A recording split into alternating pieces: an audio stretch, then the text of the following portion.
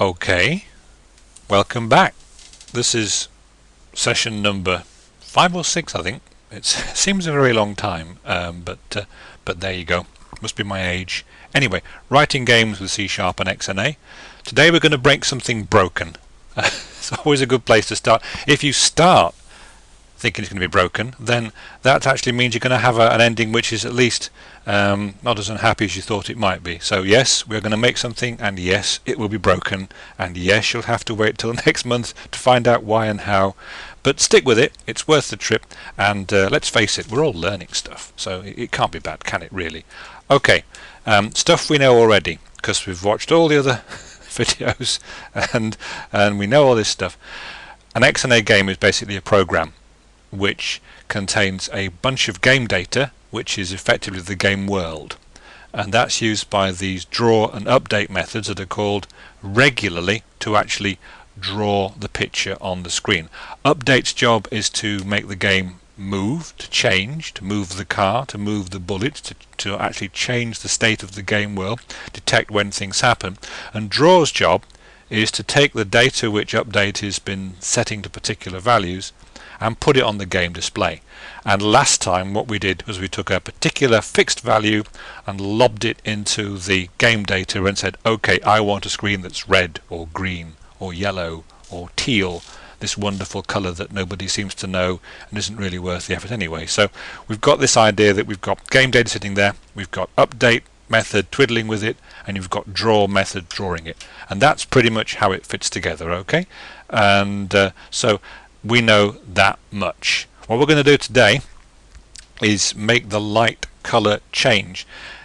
Every time if you keep hearing things go off in the background, this is because, rather cleverly I thought, I'm recording this on bonfire night, okay, which is an occasion in the UK when people light bits of expensive gunpowder in their back gardens, and so if you hear things explode, if I suddenly vanish, you know that a rocket from next door's gone astray and it's all ended very badly. But anyway, I digress. We want to make a mood light that changes over time. In other words, each call of update will change the state of my light. Okay, we made a fixed light last time. Fixed lights equals boring.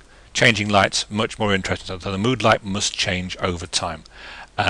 We also know, because we've done this too, that when you start making colors on computers, you actually do it by specifying how much red you want, how much green you want, and how much blue you want.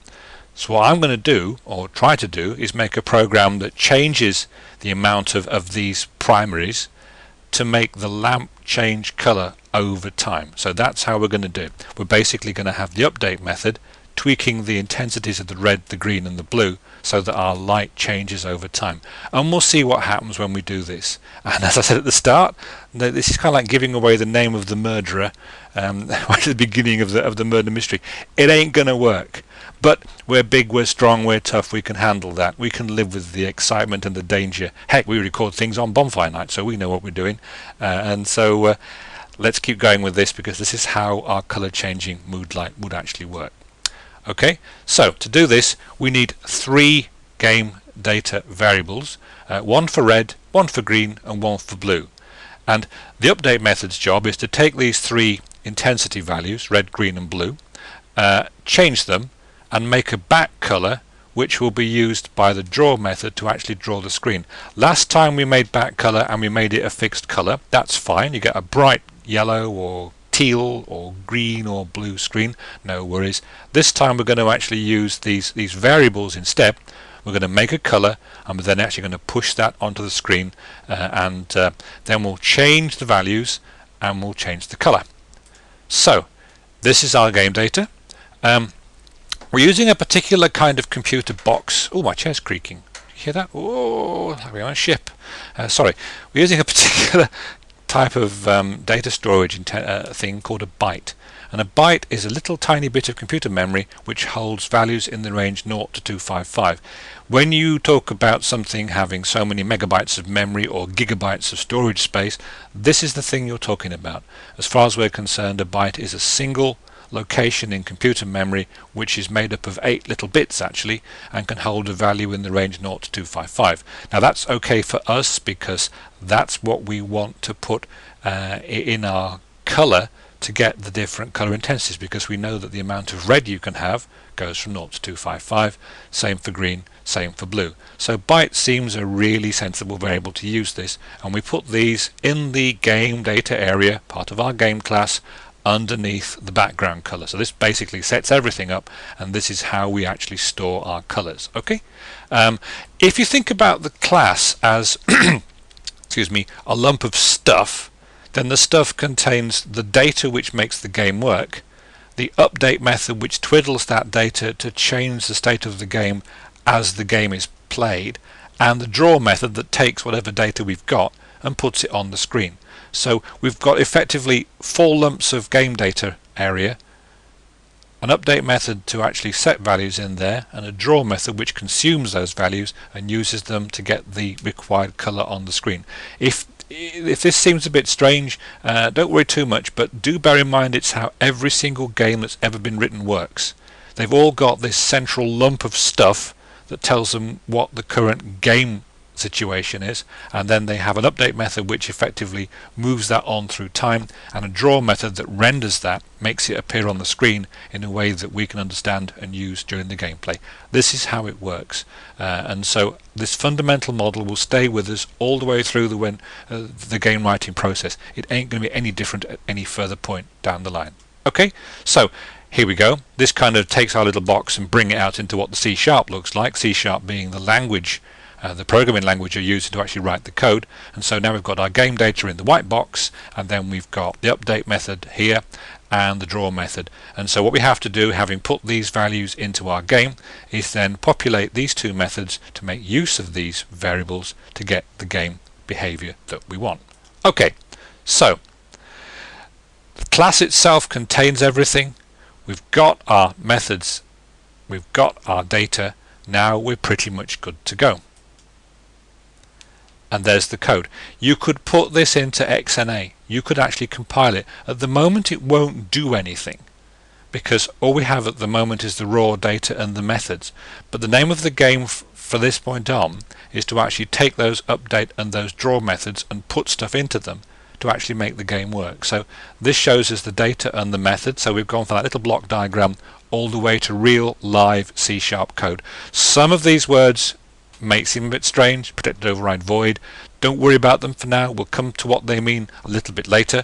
The key thing is update's going to get called when we want to update the game, and draw's going to get called when we want to draw the game, and they're both going to be using this area of data, these computer variables, to actually drive the gameplay forward. Okay, so a class, right? A little visual pun there. You can't beat a good visual pun, I say. A class is basically C#'s way of lumping together data and actions that work on it. If you're in the class, you're a member of the class. Okay, so at the moment we have the game world data and the methods, and these are all actually lumped inside the class. The class is effectively a container which holds these things together. The C# system is driven by classes. Visual Studio will make classes for you automatically. When you make a brand new game, you get a game class with bits filled in for you to go back and add stuff to a little bit later. So as far as we're concerned, a class is the container object that has our program, the data, and all the good stuff sitting in it.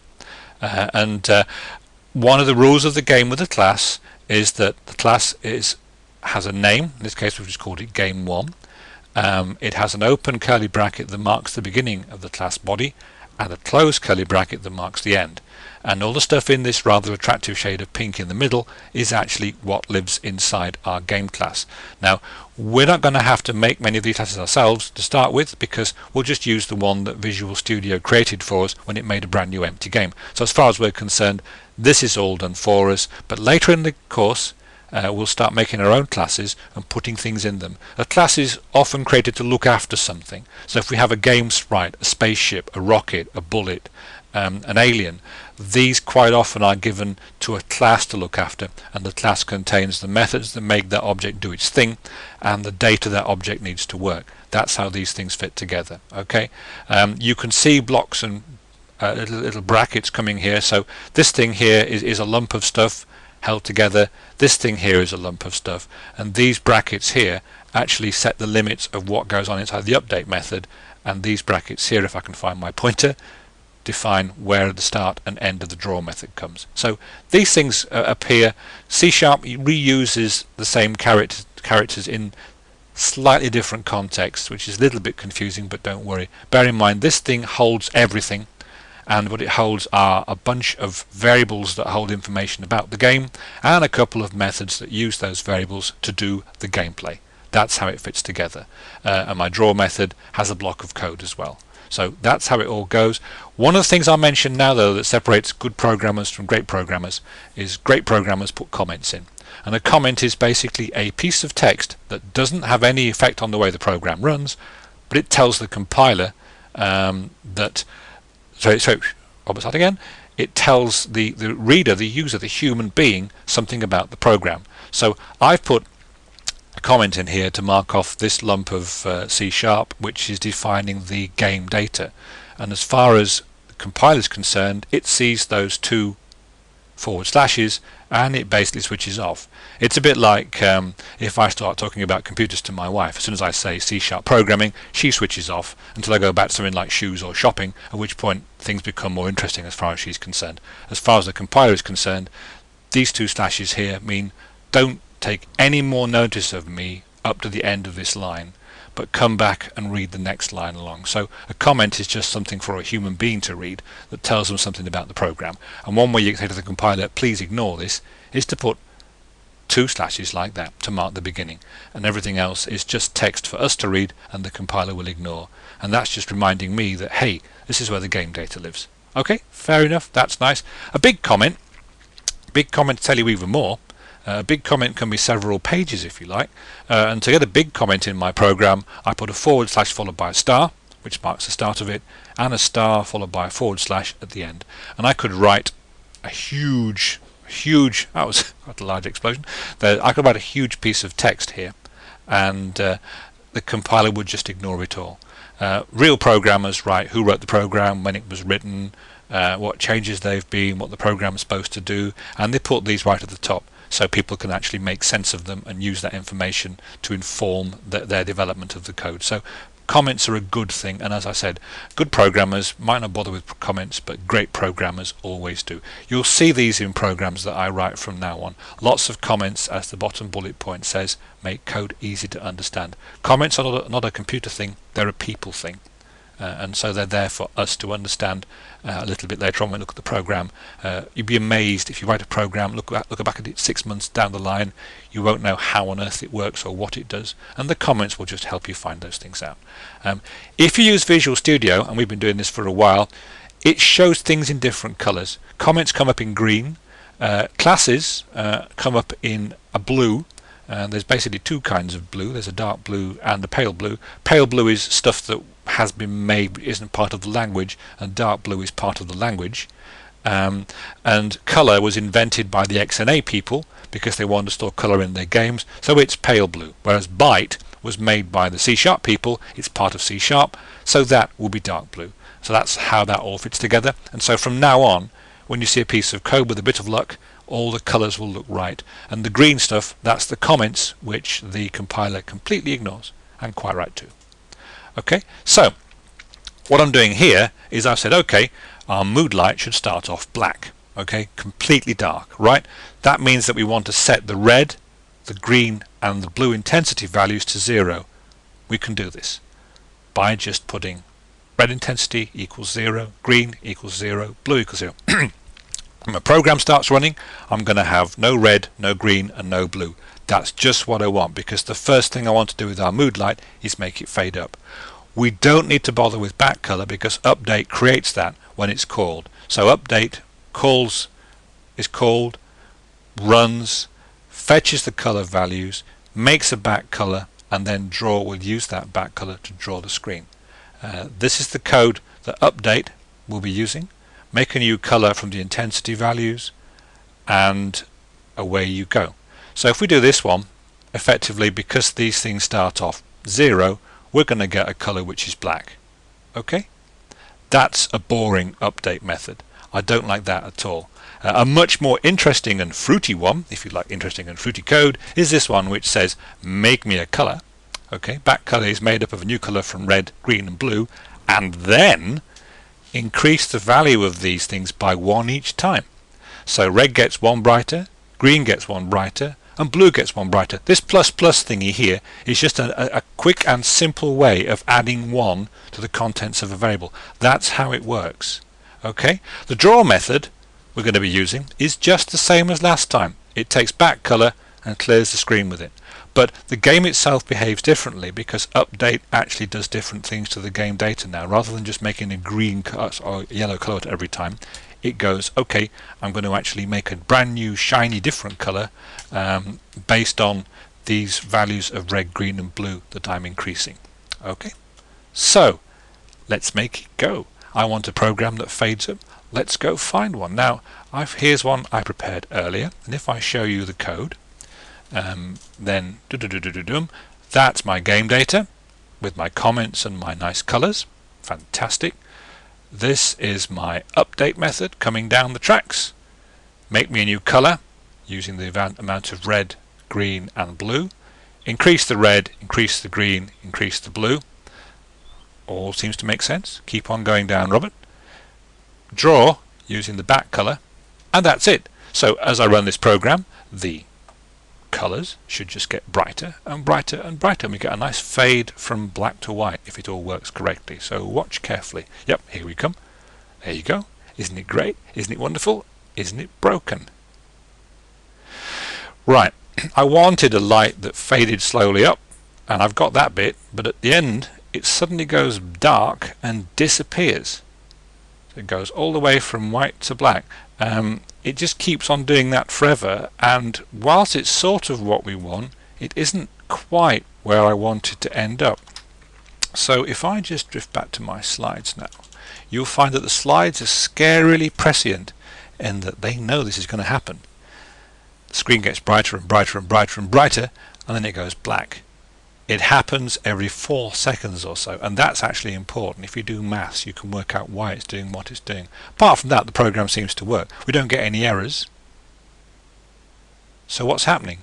This is my unhappy face, and that means stuff is bad. We're going to have things go wrong occasionally because that's how life is, and this is the first one we've had right at the very end, kind of like a cliffhanger ending already for next month. Okay, so before we go though, a few true or falses just to keep going.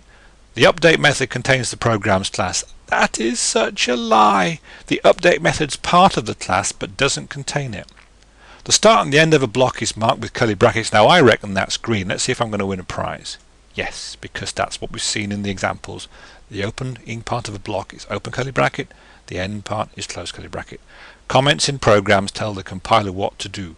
No, they do not. The compiler ignores comments because comments are there for people, not compilers. Comments in programs are blue at no.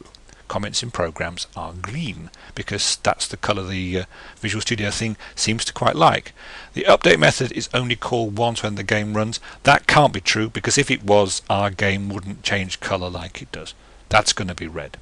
Okay, well, bit of excitement. If you think you know why the screen goes black at the end, then by all means ping me an email via the magazine. Mark it, tell Rob why the colors go black at magazine.com or whatever, or robmiles.com if you wish, and the first one to tell me will win a very small prize. A very small prize. Okay, anyway, thank you for paying attention. If you did, if you fell asleep, I don't really care, because after all, as I said before, I'm not here, and I'll not be here next time.